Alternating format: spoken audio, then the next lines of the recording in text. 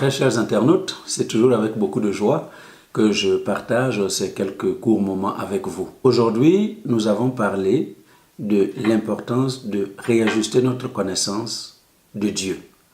Il y a beaucoup de choses qui arrivent dans la vie des chrétiens, beaucoup de difficultés, parfois des échecs et des abandons, simplement parce que le commun des chrétiens ne connaît pas vraiment Dieu.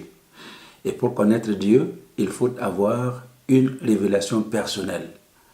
Comme Jésus l'a posé comme question à ses disciples dans Matthieu chapitre 16, à un moment donné, il leur demande, mais qu'est-ce que les gens disent de moi? Et les disciples lui répondent, les uns disent que tu es Jean-Baptiste, les autres disent que tu es Élie, et les autres disent enfin que tu es Jérémie ou l'un des prophètes. Placer Jésus au milieu de ces prophètes-là, c'était déjà le mettre à un certain niveau. Mais Jésus pose la question à ses disciples, mais vous, qui dites-vous que je suis? Et c'est en ce moment que l'apôtre Pierre a intervenu et il dit, mais tu es le Christ, le Fils du Dieu vivant. Et Jésus lui répond, en fait, ce n'est pas la chair et le sang qui t'ont révélé cela, mais c'est mon Père qui est dans les cieux.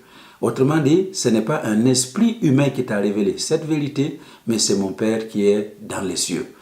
C'est avec cette révélation personnelle que Pierre a pu tenir bon jusqu'au bout de sa vie. Et tous ceux qui ont tenu bon jusqu'au bout de leur vie chrétienne, ce sont des gens qui ont eu reçu une révélation personnelle de Christ. Ce n'est pas une révélation qu'on a reçue de tel un prophète ou le pasteur. Donc c'est très important, bien aimé, de cultiver une vraie révélation personnelle de Christ. Et c'est de cette manière-là que nous pouvons connaître Dieu et la puissance de sa résurrection, comme l'apôtre Paul dira dans Philippiens chapitre 3 verset 10. Alors soyez bénis, alors que nous réajustons notre connaissance de Dieu et de Christ.